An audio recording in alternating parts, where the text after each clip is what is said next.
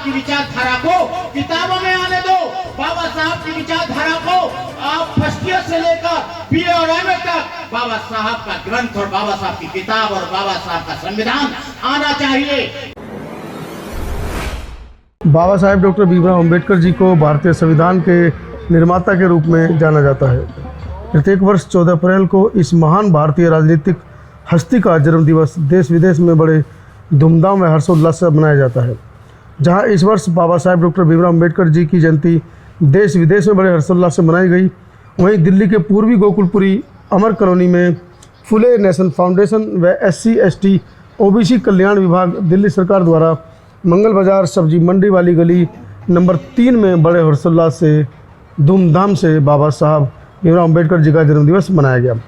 इस मौके पर क्षेत्रवासियों में बड़ा उत्साह था। बच्चे बूढ़े जवान सभी ने बाबा साहेब के विचारों को आत्मसात किया। मुख्य वक्ता के रूप में पूज्य बनते करुणाकरण ने अपना क्रांतिकारी वक्तव्य रखा कि गांधी की जयंती 2 अक्टूबर को मनाई जाती है। 3 अक्टूबर को गांधी जी खत्म हो जाता है। जवाहरलाल नेहरू की जयंती मनाई जाती है। दूसरे दिनों से भी लोग याद नहीं करते। वल्लभ भाई पटेल की जयंती मनाई जाती है, लोग उसे भी भूल जाते हैं। लेकिन ये कौन सा महापुरुष है जो 14 अप्रैल को पैदा होता है, लेकिन उसके जन्मदिन से पहले और जन्मदिन के बाद तक 130 दिन तक उसकी जयंती मनाई जाती है। इतना बड़ा महापुरुष दुनिया में और कोई नहीं हुआ। भाइयों, डॉक्टर अंबेडकर एक व्यक्ति नहीं थे। डॉक्टर अंबेडकर का आंदोलन थे। डॉक्टर अंबेडकर प्रार्थना भी नहीं थे। डॉक्टर अंबेडकर अगरबत्ती मोमबत्ती भी नहीं थे। डॉक्टर अंबेडकर फूल की माला भी नहीं थे। डॉक्टर अंबेडकर एक विचार थे। डॉक्टर अंबेडकर एक आंदोलन थे। डॉक्टर अंबेडकर एक आदर्श थे। डॉक्टर अंबेडकर एक ऐसी विचारधारा थे जिससे आप लोगों का कल्याण हुआ, आप लोगों को मरी हुई जिंदगी से आगे लाए। जब बाबा साहब डॉक्टर अंबेडकर ने संविधान बनाकर दिया, राजेंद्र प्रसाद और जवाहरलाल नेहरू के हाथ में, तो बाबा साहब अंदर से पार्लियामेंट से खुश होकर आ रहे थे। खुश होकर आचार्य कृपलानी ने पूछ लिया कि डॉक्टर अंबेडकर आज आप बहुत खुश हैं। बाबा साहब अंबेडकर ने कहा, मैं आज बहुत खुश हूं। जो मुझे करना था वो कर दिया, जो होना था वो हो गया। उन्होंने क्या हुआ? बोले जहां राजा का बेटा पढ़ेगा, जिस कॉलेज में, वहीं रंक का बेटा पढ़ेगा। जहां रानी का बेटा पढ़ेगा वहीं महत रानी का बेटा पढ़ेगा। और जिन लोगों पर यह प्रतिबंध था कि सार्वजनिक स्थानों पर नहीं चल सकते हैं, वो कुओं से पानी नहीं पी सकते हैं, अपनी मर्जी के अनुसार व्यापार नहीं कर सकते हैं, आज वो दलित समाज के लोग जो करोड़ों साल से, हजारों साल से जो अच्छे कपड़े नहीं पहन सकते थे, जो अच्छे मकान में नहीं रह सकते थे, जो अच्छी भाषा नहीं बोल सकते थे, जो अच्छे कॉलेज में नहीं पढ़ सकते थे, अच्छी गाड़ी में नहीं चल सकते थे, वो मैंने आज कर दिया। आज मेरा दलित समाज आज पूरी तरह से महलों में रहने लगेगा। कहने का मतलब यह है कि बाबा साहब अंबेडकर ने आप लोगों के लिए बड़ी मुसीबत से काम किया। बाबा साहब डॉक्टर अंबेडकर ने संविधान लिखते हुए अनुच्छेद 14, 15, 16 में आप लोगों को पढ़ने का अधिकार दिया, और पढ़ने का अधिकार दिया तो आपको नौकरी मिली। नौकरी मिली तो आपकी जेब में 4 पैसे आए। 4 पैसे आए तो आपने अच्छा मकान बनाया। आपने सोफा सेट खरीदा मकान के अंदर, LCD टीवी लगाया, बड़ी बड़ी गाड़ियां खरीदी। लेकिन बहुत से लोग कहते हैं कि ये माता की कृपा से, माता रानी की कृपा से आ गया। लेकिन मैं पूछना चाहता हूं, आज से 50 वर्ष पहले ये तुम्हारी माता रानी कहां चली गई थी? जो तुम्हारे शरीर पर चीथड़े होते थे, तुम अच्छा खाना नहीं खा सकते थे, अच्छा पानी नहीं पी सकते थे, अच्छी बारातें नहीं लेकर चल सकते थे, सोने चांदी के जेवर तो बहुत दूर की बात है, पैरों में अच्छी चप्पल नहीं पहन सकते थे। लेकिन मेरे बाबा साहब डॉक्टर अंबेडकर ने आपको रहने का अधिकार दे दिया, और तुम कहते हो कि माता रानी ने दे दिया। अरे संविधान को कभी पढ़ के तो देख लेना, संविधान के 14वें अनुच्छेद को कभी पढ़ के तो देख लेना। लेकिन आज भी हम देखते हैं कि मूंछ रखाने पर हमारे नौजवान बच्चों की हत्या कर दी जाती है। मेघवाल, जितेंद्र मेघवाल की हत्या कर दी गई। हिमाचल प्रदेश में जब पूजा करने के लिए गया उसको लाठियों से मारा। वो कथा भागवत सुनने गया तो उसकी पिटाई हुई। और मंदिर में कोई जाता है तो उसको ठोक कर भगा दिया जाता है। कहने का मतलब है तुम्हें तो पिंदी के शोरवा राष्ट्रपति जैसे व्यक्ति को जगन्नाथपुरी के मंदिर में घुसने नहीं दिया जाता है। वो बाहर बैठकर, और इतना गुलाम व्यक्ति वो ये नहीं ले सकता वो राष्ट्रपति है। राष्ट्रपति बहुत बड़ा पद होता है, उस पर संवैधानिक अधिकार होते हैं। वो संविधान को बदल सकता है, अधिकारों की बात कर सकता है। लेकिन वो राष्ट्रपति चुपचाप सीढ़ियों पर बैठकर पूजा करके वापस चला आया। कहने का मतलब यह है कि आज भी देश में विषमता है, आज भी देश में जुल्म है, अत्याचार है। लोग साईं बाबा का बहुत बड़ा फोटो लगाकर अपने घर में अगरबत्ती मोमबत्ती जलाकर देखते हैं, शिरडी के लिए यात्रा करते हैं। तुम करो, कोई बात नहीं है, लेकिन एकांत में बैठकर डॉक्टर अंबेडकर की जीवनी पढ़ना, अंबेडकर लाइफ एंड मिशन पढ़ना कि तुम्हारे बाप दादा की हालत पहले कैसी रही है। क्या तुम्हारे बाप दादा कभी फॉर्च्यूनर गाड़ी में चले? बाबा साहब डॉक्टर अंबेडकर जब गाड़ी में बैठकर चलने लगे, बाबा साहब कोलावा के रेलवे स्टेशन पर आए। बाबा साहब को वहां से 8 किलोमीटर 10 किलोमीटर दूर जाना था, सतारा। उस तांगे वाले ने कह दिया तू अछूत है, मैं तांगा नहीं चलाऊंगा, और तुझे चलना है तो तांगा तू चलाएगा और पीछे मैं बैठूंगा। बाबा साहब अंबेडकर ने तांगा चलाया। बाबा साहब अंबेडकर तांगा चलाना नहीं जानते थे। बाबा साहब की टांग टूटी। क्या तुम्हारी कभी टांग टूटी? दिल्ली सरकार के विधायक चौधरी सुरेंद्र मुख्य अतिथि की भूमिका में रहे। उद्घाटन किया है। तो आपसे मेरा कहने का ताप ही है, मेरी भी चाहत है कि बाबा साहब डॉक्टर अंबेडकर का ऋण तो मैं कभी जिंदगी भर नहीं कर सकता हूँ, लेकिन मेरी चाहत है कि इस क्षेत्र में बाबा साहब डॉक्टर अंबेडकर का 100% सम्मान दिया जाएगा। जिस बाबा साहब ने मुझे यहाँ से आप लोगों की ताकत से आप लोगों ने जो मुझे विधायक बनाया, तो आपकी एक गली का विकास क्षेत्र में चल रहा है। एक कोई भी गली नहीं बचेगी, कहीं पानी की कमी नहीं आएगी, कहीं बिजली की कमी नहीं आएगी। ये मेरा कर्तव्य बनता है, ये मेरी ईमानदारी बनती है, ये मेरी निष्ठा बनती है कि मैं अपने समाज के लोगों के लिए 100% काम करूं। अब तक के 2 साल में मैंने अपने क्षेत्र में अपने लोगों के कल्याण की सबसे धारा तेज करी।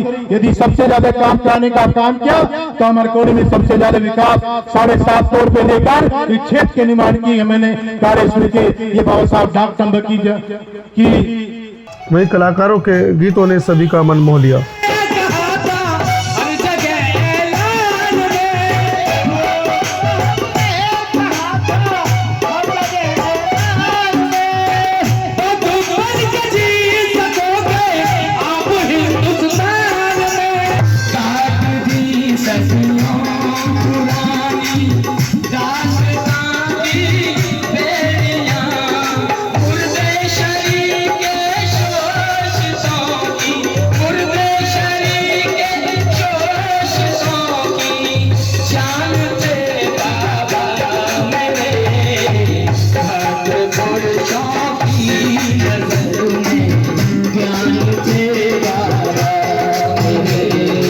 मंच संचालन राष्ट्रीय कवि राहुल नागपाल ने किया। उन्होंने भी अपनी कविता के माध्यम से लोगों को बाबा साहब के मिशन की तरफ सोचने पर विवश किया।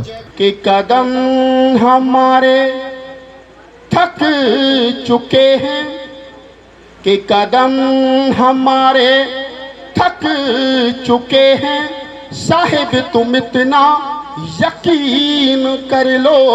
कदम हमारे थक चुके हैं, साहिब तुम इतना यकीन कर लो। नहीं भैया, बिल्कुल नहीं, गलती मत करना।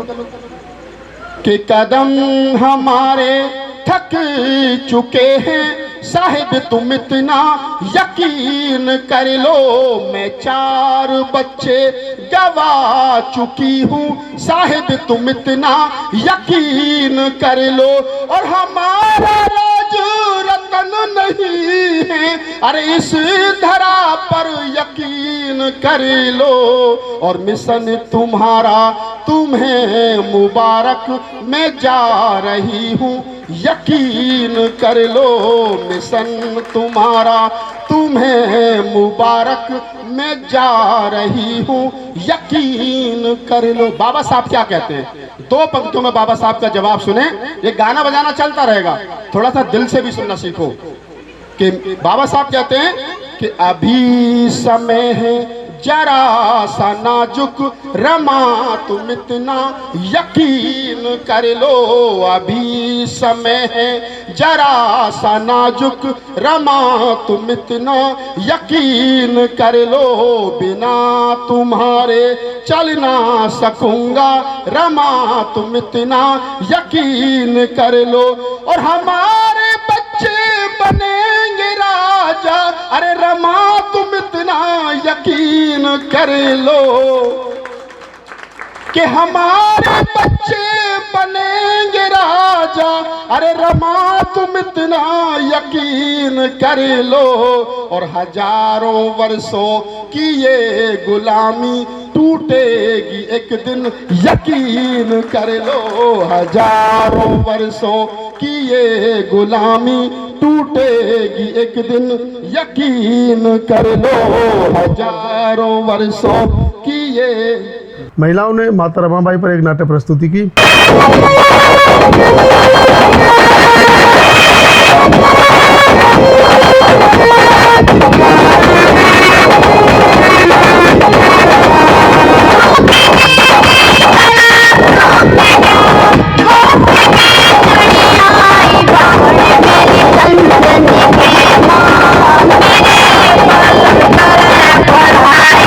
इसी बीच समता आवाज टीवी से बात करते हुए फूले नेशन फाउंडेशन के पदाधिकारियों ने बताया कि अनिल कुमार,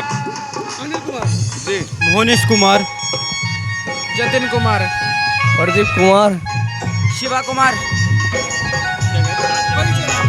राकेश कुमार, अखिल कुमार। मैं इसके बारे में परिचय देना चाहता हूँ। अंकित सरवाल, रमन, आशीष कुमार, बॉबी शेरवाल, हेमंत कुमार, राज सिंह। अखिल हमारे साथ हैं, जो इस संगठन के बारे में हमको बताएंगे। अखिल, ये संगठन कैसे काम करता है, कब बना? इस संगठन को बने हुए 4 वर्ष हो चुके हैं और ये शिक्षा के क्षेत्र में कार्य करता है। दलित वर्ग के जो भी व्यक्ति है उनको हम फ्री ऑफ कॉस्ट कोचिंग कराते हैं, जैसे कि एसएससी, यूपीएससी, जुडिशरी। और किसी भी बच्चे को कॉम्पिटिटिव एग्ज़ाम जैसे नीट, जेई और अन्य प्रकार की किसी भी को हमारी कोचिंग की आवश्यकता हो, उसकी कोचिंग हम फ्री ऑफ कॉस्ट प्रोवाइड कराते हैं। हम अमर कॉलोनी तथा मुखर्जी नगर में हमारा एक सेंटर है, वहाँ पर उन्हें हम कोचिंग दिलाते हैं और उसी के द्वारा हम सभी युवाओं ने ये कार्यक्रम का आयोजन किया है। पहला कार्यक्रम किया है, रात के 1 बजने वाले हैं और पब्लिक जमा है और बाबा साहब के मिशन को सुन रही है। सफल कार्यक्रम में कैसी अनुभूति है? ये हमारी बहुत अच्छी अनुभूति है, जिसमें सभी युवा वर्ग ने, हमारी सभी टीम ने, मैं ये कहूँगा हमारी टीम के साथ साथ हमारे पड़ोसी ने, सभी ने बहुत सहयोग किया है और उनके हम बहुत तहे दिल से धन्यवाद करते हैं और आभार व्यक्त करते हैं। आप जैसे युवा बढ़ चढ़कर सामाजिक कार्यक्रमों में आगे आ रहे हैं, राजनीति में आगे आ रहे हैं, जो दूसरे युवा हैं जो झिझक रहे हैं, उनके लिए क्या अपील करना चाहेंगे, उनसे क्या संदेश देना चाहेंगे? मेरा सभी से सिर्फ ये संदेश है कि देखो, जैसे कि आप सभी को पता है, इस देश में सबसे ज़्यादा जो दलित वर्ग है वो हमारा जनसंख्या में 80% है, पर जब कभी भी रिप्रेजेंटेशन की बात आती है तो वो सिर्फ 10 से 15% भी नहीं है, और वो भी आरक्षित सीट पर। तो मेरा सभी से ये कहना है कि सबसे पहले हमारा कोई भी व्यक्ति शिक्षा के क्षेत्र में आगे बढ़े। जैसे ही वो शिक्षा के क्षेत्र में आगे बढ़ेगा, सबसे पहले हमारी ज़रूरत है रोजगार। जैसे हमें रोजगार मिलेगा तो हमारा समाज आगे बढ़ेगा। मेरा सबसे पहले ये है कि हम रोजगार के ऊपर बहुत ज़्यादा ध्यान दें। जैसा कि आपको पता है, आज का सरकारी नौकरी बहुत कम हो चुकी है, तो हमें आर्थिक रूप से सक्षम होने के लिए अनेक प्रकार के व्यापार उसमें कार्य करना पड़ेगा। दिल्ली से मनोज अंतानी की ये खास रिपोर्ट। सब्सक्राइब करें आपके अपने चैनल समता आवाज़ टीवी को, बेल आइकन दबाना ना भूलें सबसे पहले हमारी वीडियो देखने के लिए।